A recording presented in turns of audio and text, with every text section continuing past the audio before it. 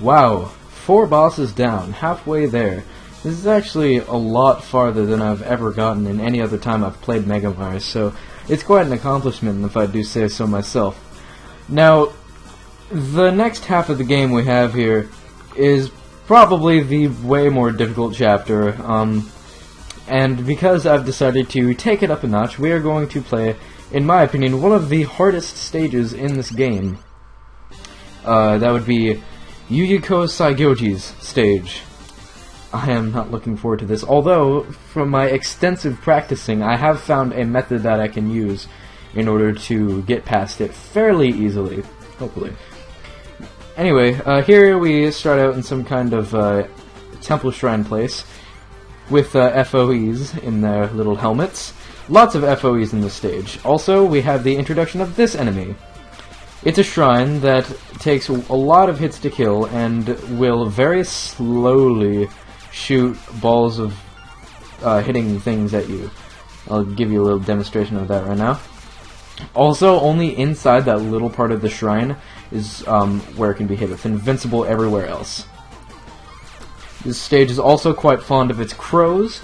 The controls of the crows are fairly simple. They just, you know, go where you're headed. They also seem to like the ghosts in the stage as well. Although Yuyuko seems to be far more fond of the blue ghosts, which I am thankful for because they are much more easier to handle. But yeah, you'll see that in the boss fight. She definitely does like her blue ghosts. Anyway, this stage, it looks like it might be kind of a thing, but it's really not. It's not that difficult, especially if you practice it as much as I have. Lots of crows there. They're actually quite easy to dodge. All these blue fairies actually can pose a bit of a threat, and now we have the introduction, not the introduction? We have another appearance of the Prism River Sisters, although because of their placement, they're actually a lot easier to handle. I like to take this one from afar so that I can have a bit of a breather before I can fight Merlin. Because when you have to fight all 3 of them at once, it can be a bit of a handful. Now, shortly, I shall give a demonstration of the rolling slash to show you how powerful it is. I plan on doing that for most of the weapons. Actually, you know what? I'm going to make my mind right now in the middle of an episode. I'm not going to show you the rolling slash, because one thing I kind of want to do is at the end, because I haven't really used any weapons. So what I kind of want to do is have a weapon demonstration at the end. However, I will be demonstrating one ability we have gotten in the last stage in here, just to make my life a little easier on myself. Here we have the spinal kind of FOEs.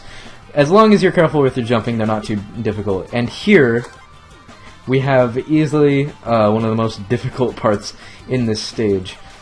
Those pits down there look, you know, inconspicuous enough, but they are not what they seem. As you'll see very shortly, they generate the blue ghosts. And thus, because they generate about 5 or 6 at a time, and the fact that there are so many pits here, they definitely can clog up the screen really fast, as you can probably see right now. Yeah, they can be quite a nuisance. However, they also can be very, very useful for grinding. So if you need health or whatever, just come over there. They're very useful in that case. Here, as long as you know the timing on the FOEs, and that should be fun. And here we have Lily White back for vengeance, along with purple ghosts. This part of the stage just really doesn't like me. Oh, and also Lily White spawns forever. Wonderful, isn't it? While I'm on the topic, well, not on the topic, but while I can say it, I love this stage's music. It's very cultural, and it really fits with the background and Yuyuko's history in the Toho games.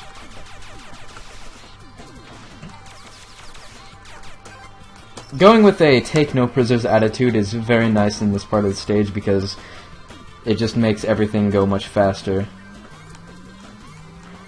Unfortunately, at the health that I'm at, unless I get a lot of health very shortly, then I will probably purposely die on Yuyuko and perhaps give you a little showcase of how difficult she is. Because Yuyuko is by far the most difficult boss in this game, in my personal opinion. Now, you may have noticed the fact that there were disappearing and reappearing blocks in that other room. I'll give you a little bit of a showcase. This is the first stage in MegaMari, as far as I know, that introduces the reappearing, disappearing blocks. And while this part is actually a lot easier than it seems, I will give you a demonstration of the broom. The broom is essentially just like the rush jet, and if you actually manage to make the difficult jump from right there, you can get this mushroom tank, or if you're a cheater like me and use the broom, you can also do it. And believe me, this mushroom tank is going to be crucial to our survival against Yuyuko. We are now in the final stretch of the stage. The only thing standing in our way is a big eye, or whatever you may want to call the MegaMari version. I would rather call it like a Porky bunny, because it kind of reminds me of Porky from the Mother series. In any case, I will give you a little demonstration of how difficult Yuyuko is, because like I said, she is by far the most difficult boss in this game, in my humble opinion. And I will give you a little demonstration.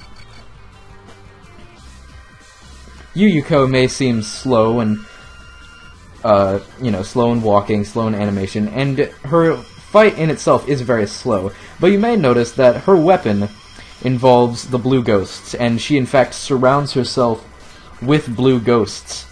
And then teleports around the room and has this attack, where she fires giant lasers, although the hitbox on the lasers is generally forgiving.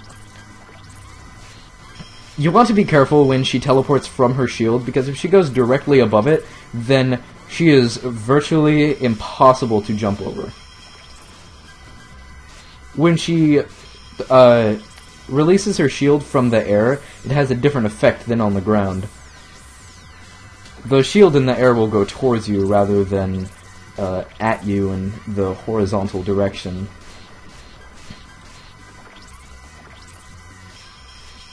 Her cherry blossom flower petals can also be difficult to dodge in large amounts. I tend to like when she releases the shield up from there because it gives me more time to dodge it.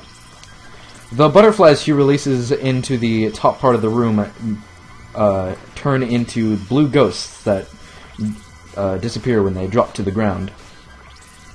That shield can really become a nuisance later in this boss fight. It really does become quite annoying.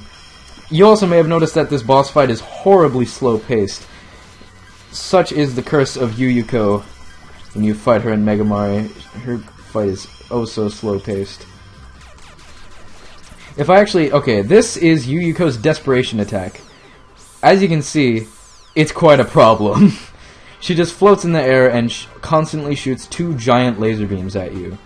Quite the issue. However, without this mushroom tank, I would probably get a game over on this constantly. I've probably beat her without using this mushroom tank around twice in my, 3 days of practicing constantly. So, to save myself from unimpending doom, I will be using this. However, I think you guys get the point of how difficult she can be. And I would like to not use it, so I'm just going to go ahead and see how far I can get in this fight without using it. And if I do manage to beat her without using it, then I can thumbs down, I don't know, thumbs down this video for you guys. 'Cause I'm stupid, but oh well. Anyway, I apologize if I end up being quiet in these parts. This boss fight definitely does require a lot of concentration. To dodge things like that, wow. The shield is more than likely going to get the majority of hits on you in this fight because it can be extremely difficult to dodge sometimes, whether on the ground or in the air. Oftentimes she can get very spammy with her lasers, It's not that difficult to dodge, but when they do hit you, they generally do a lot of damage. The way I generally like to go in this fight is go with Alice first, and then use Marissa near the end. That's just the most comfortable way I've found to deal with Yuyuko.